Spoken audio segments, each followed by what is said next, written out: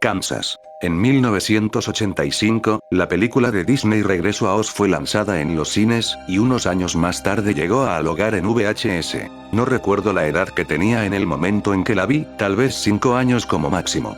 Supe de inmediato que había algo inusual en la película, algo especialmente inquietante. Recuerdo que la primera vez que la vi, lloré. Recuerdo haber visto la película en mi casa, pegada en su lugar frente a la televisión sin verla, no por desdén, sino por terror. A decir verdad, es una película de miedo. Ahora, antes de gemir e ir a leer otra cosa, no te preocupes, esta no es la historia de una cinta de video embrujada. La película se reprodujo perfectamente normal, tanto como sea posible. Dorothy no se volvió hacia la cámara y comenzó a gritar mientras salía sangre de sus ojos, o algo así de estúpido. No me interesa contarte historias estúpidas como las que has leído cientos de veces.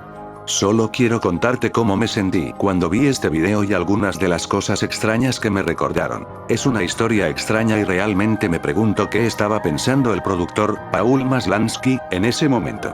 Sé que el poder detrás de la película realmente no descansaba en él. En cambio, descansó en el director de la película, Walter Murch. Un especialista en sonido y edición, Murch trabajó en la edición de películas como The Godfather y Apocalypse Now, pero Regreso a Oz fue su única aventura en la dirección. Sigo pensando que algo le pudo haber sucedido durante la producción de esta película, tal vez algo que lo haya desviado de dirigir cualquier película a partir de ese momento.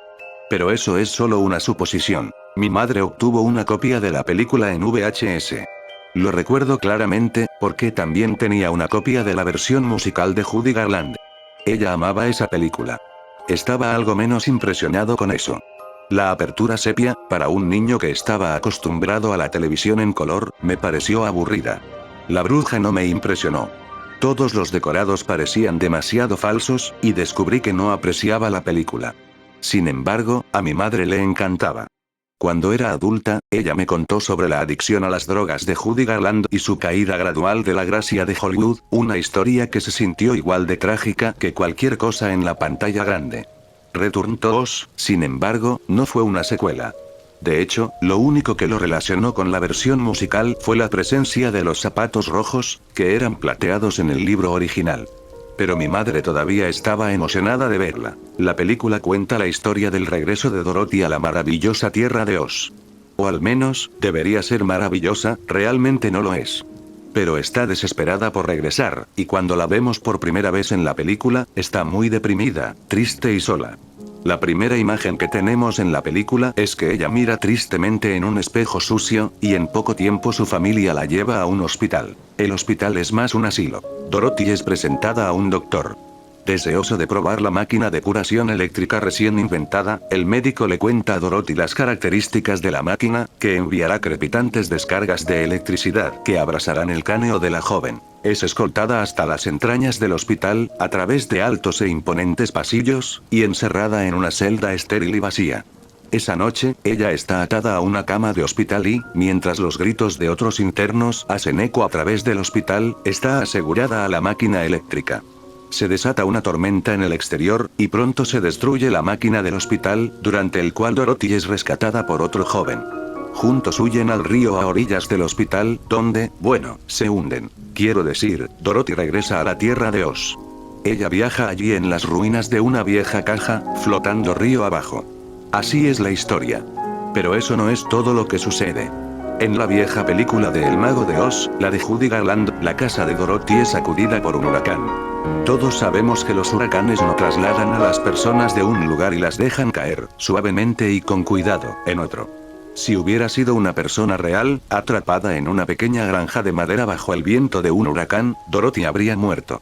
Y tal vez lo hizo, y todo el resto de la película fue simplemente una alucinación dentro de su cerebro enfebrecido y frenético. No, eso es solo una teoría. En esta película, en Return to Oz, Dorothy cae en las agitadas aguas del río, luchando por mantenerse sobre su superficie, sus brazos chapoteando, su boca jadeando por aire. Y entonces, ella está en Oz. Y por unos momentos, todo parece estar bien. Todo parece bastante feliz. Encuentra un pollo parlante llamado Villina, que se ofrece a viajar con ella camino a la ciudad Esmeralda. En el camino, ella encuentra un árbol que distribuye loncheras, llenas de sándwiches ya hechos. Es casi como si todo saliera bien una vez que llegaran a la ciudad Esmeralda, porque entonces ella podría regresar a su granja, donde estaba sentada mirando el sucio espejo, con los ojos llenos de desesperación. David Kerr, de Chicago Reader, describió esta película como sombría, espeluznante y ocasionalmente aterradora. No querrás que Dorothy vaya a casa, no al mundo lleno de doctores que quieren arrancarle la felicidad y a las enfermeras que la atan. Pronto, Dorothy encuentra su antigua casa de granja, la que se estrelló en su visita anterior a Oz. Se sienta en un bosque cubierto. No hay munchkins alegres y bailarines aquí, solo enredaderas silvestres y árboles retorcidos. Dorothy limpia el polvo sobre las ventanas, tratando de ver el interior. Luego encuentra el camino de ladrillos amarillos, solo para darse cuenta de que ha sido arrancado, sus ladrillos rotos y destrozados. La tierra a la que quería regresar es retorcida, pesadillesca y hostil. Esto me recordó a algo. Yo crecí en un pequeño pueblo en las áreas rurales de Cornualles. Teníamos granjas alrededor del paisaje, y podía subir por una de las pequeñas colinas de suave pendiente y mirar hacia el horizonte y ver solo campos de trigo hasta donde llegaba. Ese era mi Kansas. Creo que fue a finales del verano cuando encontré una inquietante antigua casa de campo. Había salido a explorar, a pesar de las instrucciones de mi padre, de quedarme en el jardín de nuestra casa. Caminé por el viejo muro de piedra que se derrumbaba que bordeaba nuestro jardín, e hice mi camino hacia los campos, aventurando todo lo que pude antes de que se pusiera el sol. Evité los campos con las vacas, grandes e imponentes, y las nubes gradualmente comenzaron a oscurecerse y oscilar. Había ido más lejos que antes, dispuesto a examinar un pequeño bosquecillo a la distancia en el que nunca había estado antes. Fue allí, cerca del pie de la colina, donde vi la antigua casa de campo por primera vez. Me apresuré a ir a la casa y corrí hacia las ventanas. Estaban grabadas con tierra, apenas podía ver algo a través de ellas. Me puse de puntillas, tratando de mirar dentro, y solo pude distinguir una neblina parduzca. Limpié las ventanas, y pronto pude ver el interior de la casa. Estaba desordenada, las sillas inclinadas y una mesa rota en la esquina. Pude ver una entrada que conducía a otra habitación, pero lo que sea que estuviera allí se perdió de vista. No era la misma casa, el diseño era diferente y las ruinas en su interior eran diferentes, pero en sí misma la casa era casi perfecta. Era como mi propia versión de la granja arruinada de Dorothy, transportada aquí no lejos de mi casa. Yo quería entrar. No sé por qué, tal vez simplemente porque estaba allí o quizás porque quería llegar más lejos que Dorothy en la película. Abrí la ventana, y entré. Se sentía cálido, como si el aire estuviera caliente. Hubo un suave zumbido en el aire, que pronto me di cuenta que venían de unos pocos insectos zumbando. Se sentía sofocante, como si el calor del verano se magnificara y pesara.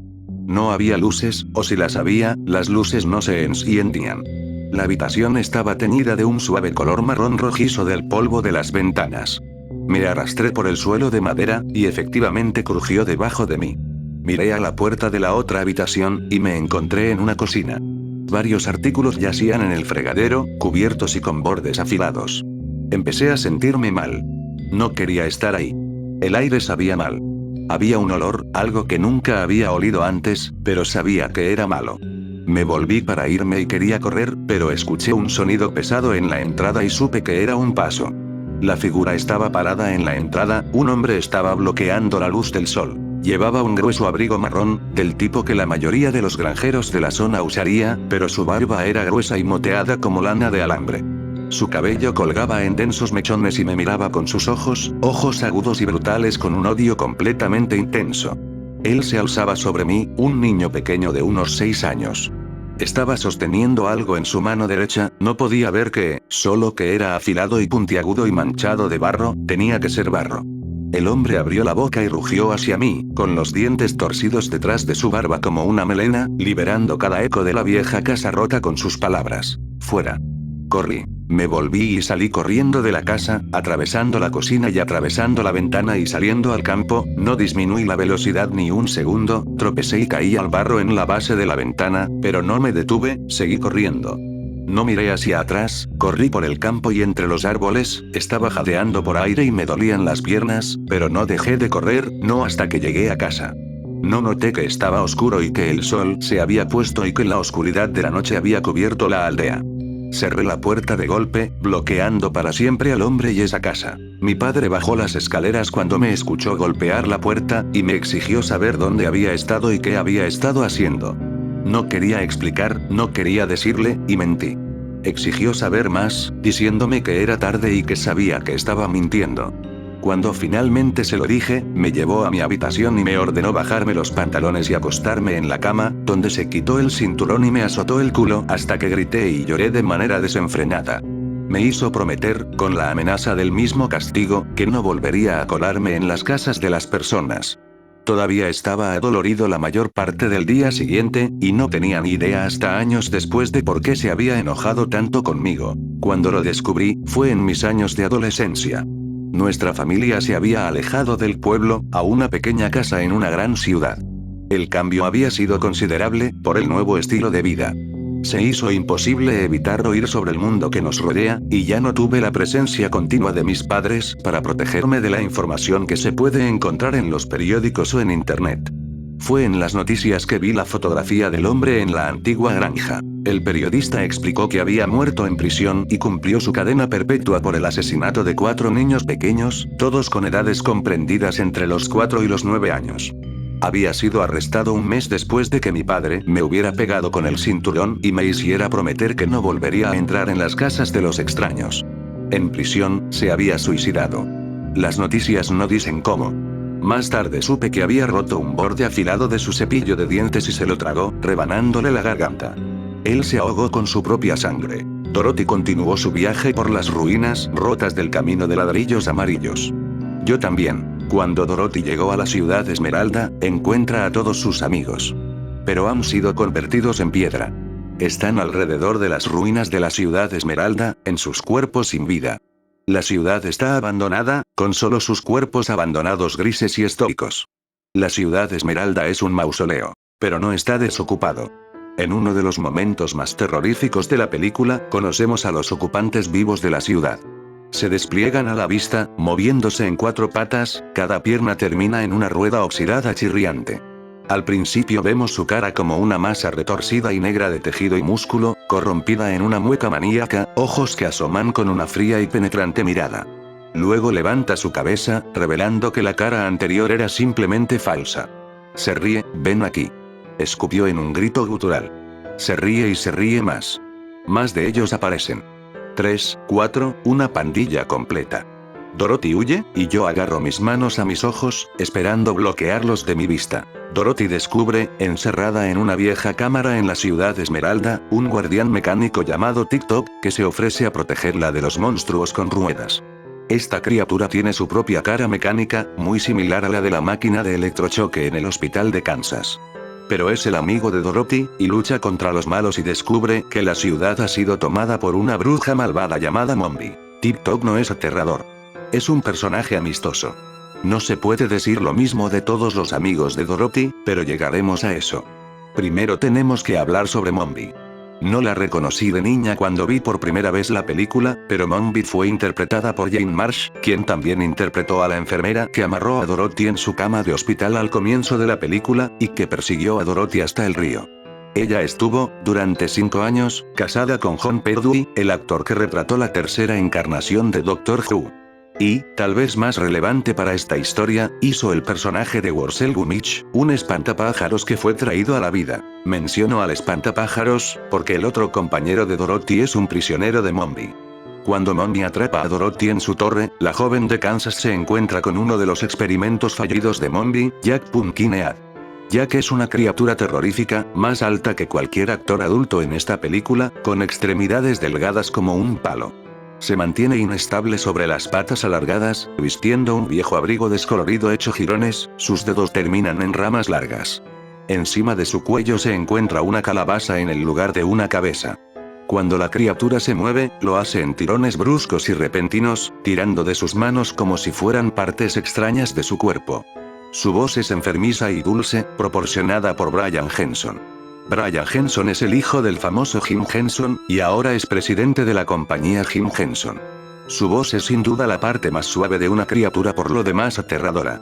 Si alguna vez has visto The Nightmare Before Christmas, puedes encontrar algunas similitudes muy interesantes con el personaje principal de la película. Y en varios momentos a lo largo de la película, las extremidades de Jack se romperán y se desmoronarán, teniendo que volver a ponerlas en su lugar con una cuerda. La única forma de Dorothy de escapar de la torre de Mombi es robar el polvo de la vida, que la bruja utilizó para dar vida a la criatura con cabeza de calabaza. Ella almacena el polvo en un armario de vidrio, junto con sus cabezas de repuesto. Sí, Mombi tiene una colección de cabezas. Ella las cambia para adaptarse a su estado de ánimo. Las cabezas están en sus gabinetes, como dormidas, pero cada cabeza está muy viva. Esa noche, cuando Dorothy intenta robar el polvo de la vida, accidentalmente despierta a una de las cabezas incorpóreas. Sus ojos se despiertan y, con voz áspera, grita el nombre de la niña, Dorothy Hale. Las otras cabezas se despiertan y comienzan a gritar. Gritan, gritan y gritan. Sus gritos resonantes despertaron a la bruja, que se levantó de la cama, el camisón fluyendo como un espectro, con el espacio en sus hombros donde su cabeza debería estar completamente vacía. Estuvimos en la ciudad por un año. Me matricularon en una nueva escuela. Era mucho más grande de lo que estaba acostumbrado, y algunos de los muchachos al principio del año se habían burlado brutalmente de mí. Fui etiquetado como un granjero y tratado como un extraño. En el transcurso de los meses, sin embargo, se habían olvidado de mi diferencia, y pronto yo simplemente fui uno de los otros chicos de la escuela. Lo había visto en el patio de la escuela. No sabía su nombre, pero era un niño brillante con un toque de cabello rubio a la luz del sol. Creo que debe haber tenido unos 11 años, pero a mis ojos jóvenes podría haber sido mayor por un número infinito de años. Él era un Big Kid. Como un Big Kid, traté de evitarlo, porque él y sus amigos eran ruidosos y bulliciosos. Estaba en los mejores años de la escuela, y como resultado no tenía que usar su uniforme. Ninguno de los años superiores lo hizo, por lo que Big Kid usaría lo que quisiera, generalmente una camiseta blanca y jeans. No creo que él alguna vez me haya hablado. Apenas me di cuenta de él. Pero por lo que sucedió, lo recordé. Fue verano. Estaba fuera de la escuela, durante el comienzo de las vacaciones de verano. No podía haber pasado más de una semana desde que la escuela se había detenido, y aún faltaban unas semanas más para ir a la orilla del mar para pasar nuestras vacaciones bajo el sol. Ya era un día bastante agradable, el sol estaba tibio y había un viento frío en el aire. Mi madre me había llevado al centro de la ciudad ese mismo día, ya que había querido recoger algunos artículos de la gran oficina de correos, donde se ordenaban los paquetes. Me sentía bastante mal, ya que la aventura de mi madre para hacer las compras diarias había sido interrumpida por ver mis dibujos animados matutinos. Sin embargo, yo había decidido acompañarla penosamente, con la promesa de que si me comportaba podríamos alquilar una película de la tienda de alquiler de vídeos esa noche. Había pasado mucho tiempo desde que alquilamos Return to Oz, y la película se había desvanecido de mi memoria. Yo estaba emocionado. Tenía muchas ganas de ver lo que podíamos encontrar en la pequeña y oscura tienda de alquiler de vídeos. Mi madre ya estaba segura de que quería alquilar la versión musical de Judy Garland de Wizard of Oz, y revivir su amor por el clásico. Esto fue años antes de que Blockbusters viniera aquí a Inglaterra, y las tiendas de alquiler de vídeos todavía eran pequeñas propiedad de personas emprendedoras que buscaban ingresar a un nuevo mercado. Mi madre estacionó el auto a unos metros de la tienda y salimos. El viento comenzaba a levantarse, y empezaba a sentirse un poco frío. Agarré mi abrigo del asiento trasero del auto y me lo puse. Mi madre me miró y dijo, voy a entrar en la panadería por un momento. La panadería, debo mencionar, estaba en la esquina de la calle, dos tiendas de la tienda de alquiler de vídeos, con una pequeña peluquería entre las dos. Espera aquí. Ella indicó al frente de la tienda de vídeos. Esperé. No iba a discutir, y ciertamente no iba a desobedecer. La promesa de ver una nueva película esa noche fue suficiente para garantizar eso. Esperé por lo que parecía una eternidad, pero estoy seguro de que no fue más que un minuto, cuando escuché los gritos desde el otro lado de la calle. Lo miré. Era el Big Kid, con su camiseta blanca y sus jeans, su brillante cabello rubio brillaba especialmente bajo el sol del verano. Él estaba en una bicicleta, junto con otros 3 amigos. Reconocí a todos ellos de la escuela, pero al igual que Big Kid, no sabía sus nombres. Se estaban gritando el uno al otro, dando vueltas en sus bicicletas, haciendo pequeños trucos. Todo estaba en silencio. Después de aproximadamente un minuto, el grupo se movió hacia la carretera, montando alrededor de los autos estacionados. Era una mañana tranquila, como a las 11 en punto, y los niños estaban vitoreando. Observé a Big Kid y su amigo haciendo sus trucos por un momento, y luego volteé a mirar la ventana de la tienda de alquiler de vídeos. La ventana estaba llena de carteles, y tenía curiosidad por ver qué películas estaban publicitando. Miré de uno a otro, apenas notando cuando la luz del sol se atenuaba un poco cuando una nube pasaba frente al sol. La siguiente pincelada de viento se sintió un poco más fría, así que me abracé y esperé a mi madre, cuando escuché a uno de los amigos de Big Kid gritar: "El camión debe haber tomado el giro en la carretera demasiado rápido". No lo vi girar, pero cuando escuché el grito me volví para mirar y lo vi. Era un camión enorme, enorme, imponente y feroz. Se estrelló contra uno de los autos al otro lado de la carretera. Los muchachos en la calle comenzaron a dar vueltas y correr, con pánico en sus pasos. Uno dejó caer su bicicleta y corrió sobre sus pies, gritando. El Big Kid no se movió. No sé por qué no se movió en ese momento, ahora me doy cuenta de que estaba enraizado en su lugar por el miedo. Su camisa silbó a su alrededor mientras miraba la camioneta, con los ojos muy abiertos, la boca abierta, un grito retumbando en su boca. Trató de levantar las manos para cubrirse la cara, como si sus delgados brazos lo defendieran del monolítico camión de 10 ruedas que se estaba cargando fuera de control hacia él. Estaba gritando, y gritando, y gritando.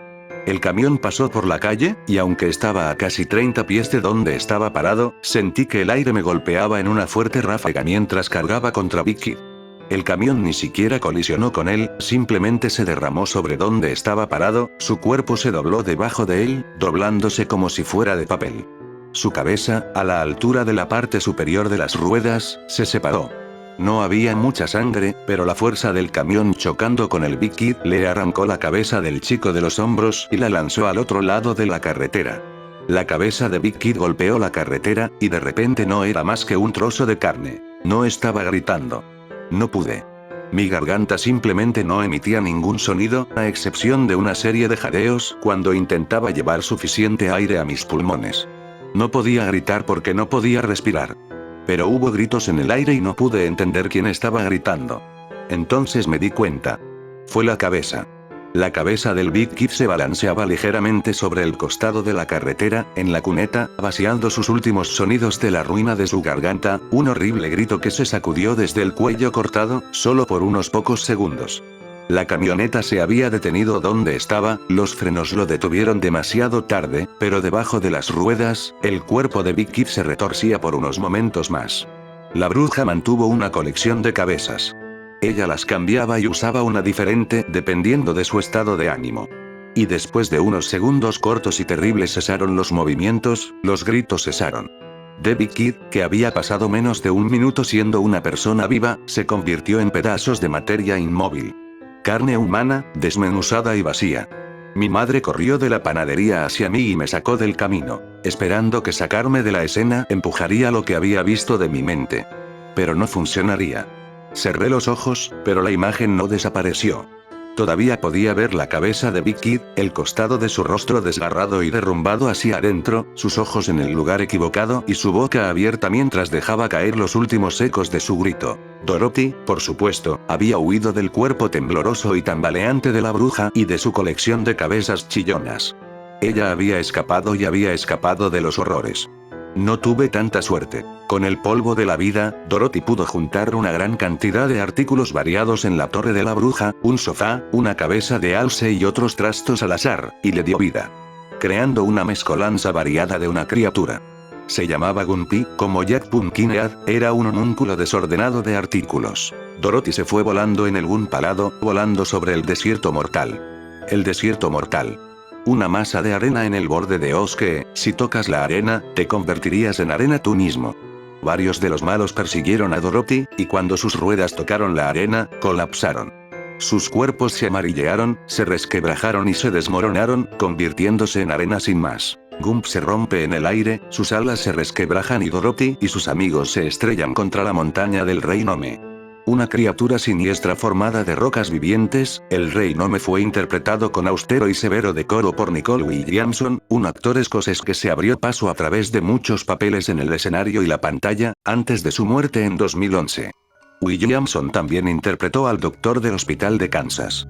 que tanto el siniestro doctor como su asistente se hayan encarnado en Oz, actores y todo, me hace estar más seguro de que el oscuro y siniestro Oz de esta película no es más que un destello en la memoria de Dorothy mientras se ahoga en el río durante esa tormenta. No. Ella no se ahogó, se supone. No importa cuántas veces trate de recordarme a mí mismo la historia, sigo pensando que se ahogó realmente. He visto la película muchas veces como adulto, y sin embargo, cada vez que la miro me encuentro pensando mientras cae en las agitadas aguas del río, aquí es donde se ahoga. Cada vez que pienso en esta película, recuerdo que Dorothy se deslizaba bajo las olas, con la piel húmeda y fría, sin aliento, ahogándose bajo el peso del agua. No. Dorothy no se ahogó. Esa no es la historia en la película. Sigo recordando la película de manera diferente, sigo pensando que ella se ahoga, pero no lo hace. Ella no se ahogará. Dorothy no se ahogó. Ella va a Oz y rescata a sus amigos, que han sido capturados por el Rey Nome. Ella va a la cámara del tesoro del Rey Nome, donde ha convertido a todos sus amigos en adornos, y ella los trae de vuelta a la vida. Ella, la pequeña Fairuza Balk en su primer papel en el cine, no se ahoga. Los trae a todos de regreso a la ciudad Esmeralda. Y el Rey Nome muere. La malvada bruja, Mombi, es capturada por los héroes. Pero el Rey Nome muere. La compañera de Dorothy, la gallina parlante llamada Billina, arroja un huevo en la boca del rey. El Rey Nome, en este punto de la película se ha convertido en una creación gigantesca de rocas vivas. Él suspira las palabras huevos, veneno, y se desmorona. Todo su cuerpo se rompe, lentamente. Trozos de roca cayendo. Huevos, veneno. Los huevos, por supuesto, no son veneno. En la película, solo son venenosos para el Rey Nome. Nunca entendí por qué, y cuando era niño ni siquiera me daba cuenta de que era una condición puramente para el Rey Nome y no algo que afectaría a ninguno de los otros personajes, humanos o no. La declaración fue simplemente una proclamación, una advertencia. Huevos, veneno. Mientras su cara se convertía en roca, se agitaba, hervía y se deshacía como guijarros.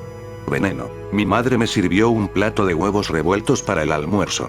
Esto fue 2 semanas antes de que nos mudáramos a la ciudad, lejos de la casa de nuestra aldea. Había vivido en un pequeño pueblo durante toda mi vida. No teníamos más de 30 edificios y una única calle principal con su tienda local, pub, escuela e iglesia. Rodeados como estábamos por las tierras de cultivo, una gran cantidad de nuestros productos locales era agrícola. Carne de res local, carne de cerdo y huevos. Empujé el plato lejos. ¿No tienes hambre?, preguntó mi madre. Negué con la cabeza. Veneno. Encontré el nido durante el verano.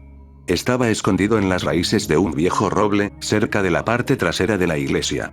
Había sido construido por algunos de los pollos callejeros, que se habían refugiado entre las retorcidas y nudosas raíces del árbol podrido. Lo encontré una mañana, mientras me dirigía a la escuela. Había llovido la noche anterior, y mis botas de goma estaban salpicadas de barro. Escuché un sonido, un crash. Caminé a través de la hierba empapada y me incliné más cerca, mirando a través de las sombras de las viejas raíces de los árboles. El nido estaba mojado y lleno de tierra.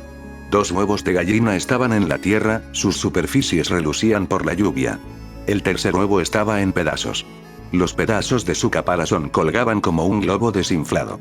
El pollito había nacido demasiado temprano, era prematuro y medio formado. Su cuerpo parecía un desastre húmedo. Su piel era grasosa y negra, y parecía estar hecho de fibra muscular. Su cabeza era demasiado grande para su cuello, y colgaba inerte a un lado, con los ojos abiertos demasiado grandes. Estaba temblando, tratando de respirar, luchando por vivir. El resto solo estaba parcialmente allí. Fue un nacimiento prematuro, un feto de una criatura más músculo y tejido que vida. Su huevo se había roto y derramado el polluelo en el mundo, rechazándolo. Veneno. No teníamos una cafetería en la escuela. Era un edificio demasiado pequeño. En cambio, la tienda local enviaba una camioneta a la parte posterior de la escuela, donde los maestros recolectaban nuestras comidas y las llevaban al gimnasio, que también funcionaba como el auditorio, a pesar de que era demasiado pequeño para calificarse como uno. Nos sentamos y comimos nuestros almuerzos, los que recibían nuestros almuerzos de la camioneta de la escuela y los que traían un almuerzo de casa. Mi madre me había preparado sándwiches de jamón, con las cortezas cuidadosamente cortadas. Me senté con otros 3 niños de mi clase. Chris era un entusiasta del fútbol, y por lo general apresuraba su almuerzo para terminar temprano para poder ir al patio y patear una pelota por un rato. Josh era un tipo callado que tenía cabello largo y negro y un par de llaves fuertes que brillaban cada vez que sonreía. Y luego estaba Gary, que no hablaba mucho, pero nos siguió al resto de nosotros bastante ansiosamente. Mordí mi sándwich por un tiempo, sin hablar realmente. Chris estaba hablando con entusiasmo sobre el partido de fútbol que había visto en la televisión la noche anterior. No me importaba el fútbol, y sus descripciones de patadas y goles parecían casi un lenguaje extraño para mí. Dio un mordisco a su sándwich, y continuó hablando, rociando pedazos de comida mientras lo hacía. Me volví hacia Josh, queriendo contarle sobre el nido que había encontrado. Le conté sobre el pollito, que se retorcía en el suelo fangoso jadeante de por vida. Josh negó con la cabeza. Todos los pollos son pequeños cuando nacen, dijo. Traté de explicar que no era simplemente un pollito, que estaba medio formado y moribundo, pero yo solo era un niño y no formaría la descripción correctamente. En el mejor de los casos, podría explicar que había nacido mal. Chris tomó otro bocado de su emparedado e hizo un suave sonido de tos. Josh dijo que tal vez un zorro había encontrado el nido y estaba comiendo algunos de los huevos, y que tal vez había dejado atrás al polluelo muerto. Traté de explicar que esto podría ser posible, cuando Chris tosió de nuevo. Me volví para mirarlo. Su cara se veía mal, más brillante y más esponjosa. Tosió una y otra vez, más fuerte, y comenzó a moverse hacia su garganta. Algunos otros niños de las cercanías se dieron vuelta y lo notaron, ya que la tos de Chris se volvió más insistente. Dejó caer su sándwich, uno que había sacado de la camioneta del almuerzo. Se abrió, las rebanadas de pan se separaron para mostrar el cremoso tono blanco de su contenido, la mayonesa de huevo. Chris intentó ponerse de pie, pero no pudo, tropezándose cuando lo hizo. Josh se precipitó hacia adelante, tratando de darle una bofetada en la espalda. ¡Ayuda!, gritó. Chris estaba apretando su garganta ahora, su cara ruborizándose de un rojo pálido a un tono más profundo, más parecido a la sangre. Comenzó a entrar en pánico. Estaba respirando con dificultad. Pero eso no estaba bien, eso no era lo que lo estaba matando. Sabía lo que lo estaba matando, era el veneno. Los huevos en el sándwich. La maestra estaba corriendo, pero Chris se había caído al piso en este punto, con sus roncos jadeos de aire llenando la pequeña sala. Se movió bruscamente, buscando aire, su piel se volvió de un tono más oscuro de rojo. Agarré el brazo del maestro. Son los huevos, dije, con insistencia, mis ojos ardían cuando sentí lágrimas en ellos, los huevos. Están envenenados.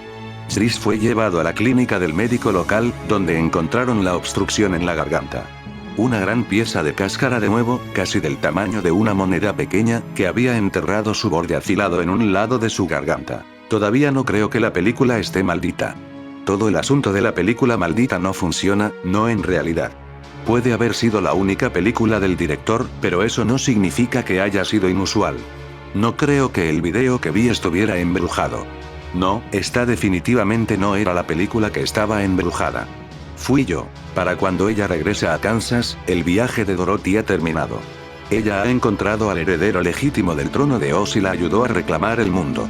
Nos enteramos de que el hospital se quemó durante la tormenta. El doctor murió en el incendio. Quemados vivos.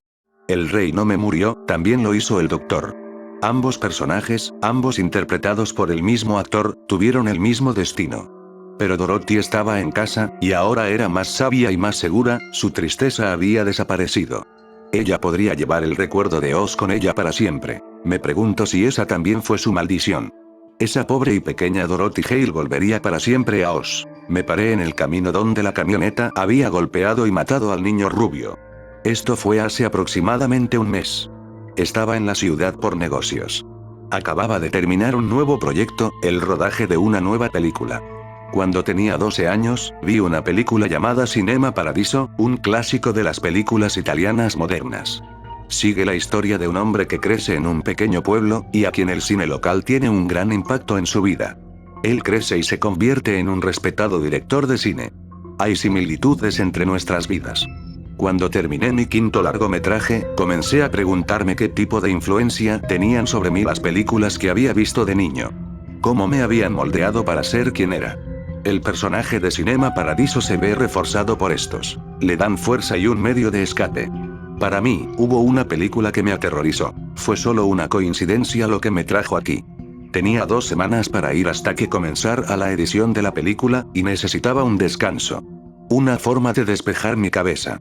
La edición iba a tener lugar en nuestro estudio principal, pero por pura coincidencia mi hotel no estaba muy lejos de donde había ocurrido el accidente del camión. Esa noche, caminé hacia la calle. Pensé que quizás se vería igual. Realmente no sabía lo que esperaba encontrar. No quería ahogar mis recuerdos, tal vez solo quería verlos una vez más, para decir adiós. La tienda de alquiler de vídeos se había ido hace mucho tiempo. La panadería todavía estaba allí, sin embargo. El joven detrás del mostrador me dijo que no podía recordar que una tienda de alquiler de vídeos estuviera allí en la calle desde que se mudó a la ciudad, hace unos 7 años. El tiempo había cambiado. Esperaba ver todavía las marcas de los neumáticos del camión en la carretera. No lo hice. No había chamuscado negro de goma quemada, y ningún chorro de sangre en el canal donde la cabeza había aterrizado. La ciudad había cambiado. Había seguido. Solo mi memoria permaneció. Había un último lugar al que tenía que ir. Mi pueblo natal en Cornwall había cambiado tal vez más drásticamente.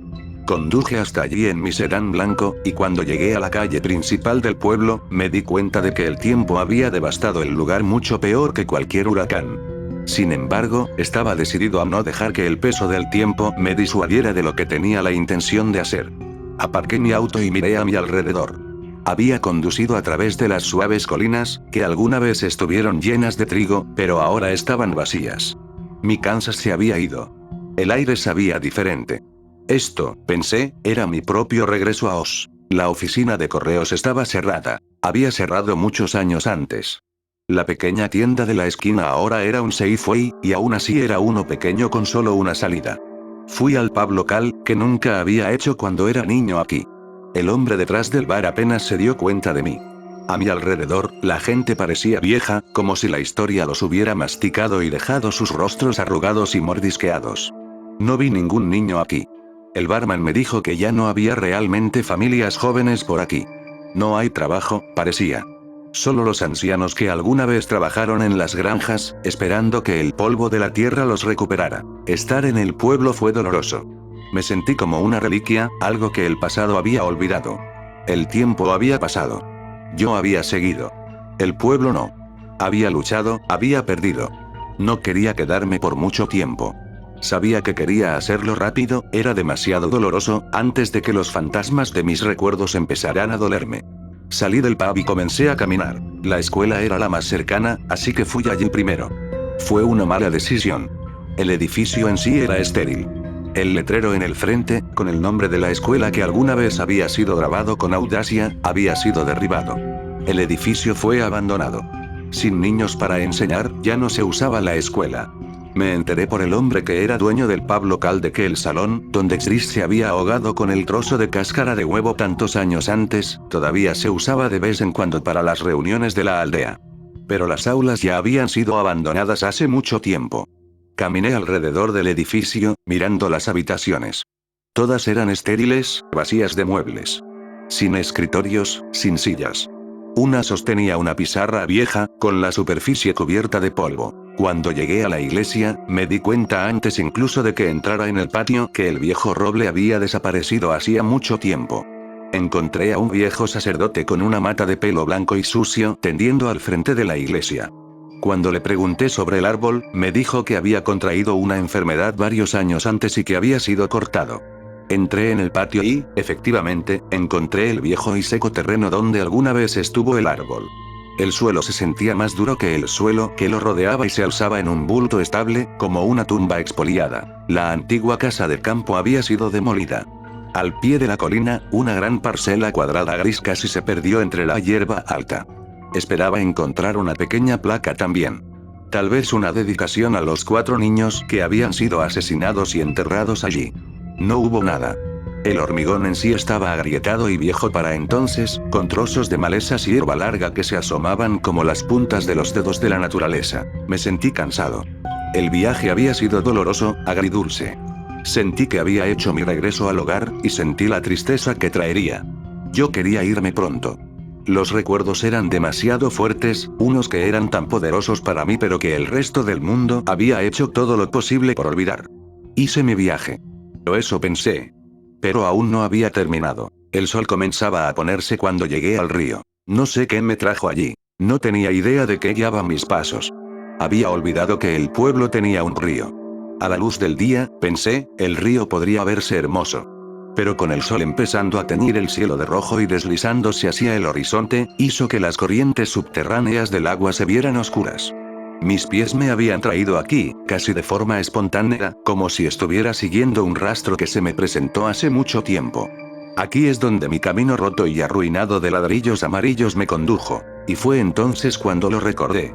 Aquí es donde ella se ahogó, no lo recordaba todo de una vez.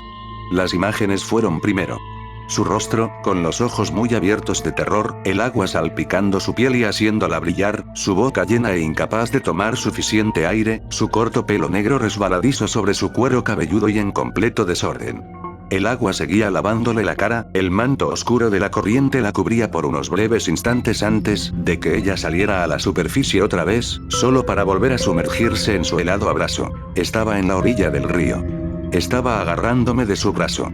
Pero hacía frío en una noche de invierno, y su abrigo estaba demasiado mojado, y yo llevaba guantes, y ella seguía resbalando. No pude aguantar. No pude agarrar bien. Yo no era lo suficientemente fuerte. Solo tenía 6 años, y ella tenía 4 años, y el río la tenía. El río la sostenía con fuerza y el agua era como dedos y la agarraba mejor que yo. Ella estaba llorando, gritándome que la ayudara, el agua la estaba agobiando y evitando que sus palabras escaparan. Ella se estaba ahogando, y yo estaba en pánico. Estaba destinado a cuidarla. Ella era mi hermana, y yo era su hermano mayor, y estaba destinado a protegerla. Estaba destinado a cuidarla. Y ella se estaba ahogando. Ella había caído y golpeado el agua con un chapoteo, y ese chapoteo era tan fuerte que había roto el mundo. Y lo había olvidado. Tal vez no olvidado, creo que mi mente había forzado la memoria. Sabía que no podía sobrellevarlo, no cuando era solo un niño pequeño. Recuerdo a mis padres y sus lágrimas, y la ambulancia que llamaron y mis padres me dijeron una y otra vez que no era mi culpa. Pero fue. Todavía era ese niño pequeño que se había hecho olvidar que estaba quieto en la orilla del río, aferrándose al brazo de la niña mientras ella se ahogaba. Me di cuenta de que era por eso que había venido aquí. Necesitaba hacerme recordar. Tenía que encontrar la fuente de mi miedo. Recuerdo que fue lo que mantuvo este momento fuera de mi mente. Ella se ahogó. En el río, ella se ahogó. No lo había recordado, me había hecho olvidar. Y ese recuerdo se filtró en la película. Eso, me di cuenta, era mi secreto. Lo había guardado todo encerrado dentro de mí, pero el recuerdo había encontrado una manera. El fantasma de mi hermana pequeña no sería olvidado. Cada vez que pensaba en esa película condenable, cada vez que trataba de recordar Return to Oz, recordaba a Dorothy Hale ahogándose en el río. Pero no era Dorothy, nunca había sido Dorothy. Había sido mi hermana pequeña. Y ella era mi fantasma, no era una figura siniestra y oculta que ansiaba la venganza. Pero ella había estado allí, siempre, en mis sombras. Perseguido por mí, hasta que hice mi propio viaje al pasado, hice mi propio regreso a Oz. Esa película era importante para mí, lo sabía ahora. Nunca estaría libre de eso. Incluso cuando traté de decir adiós, cuando pronuncié el nombre de mi pequeña hermana perdida en la orilla del río, supe que ella me seguiría por siempre. No podía dejarla atrás. No pude volver a encerrarla. Volver a Oz nos une para siempre. Porque mi madre, que había amado a Judy Garland, había nombrado a mi hermana Dorothy.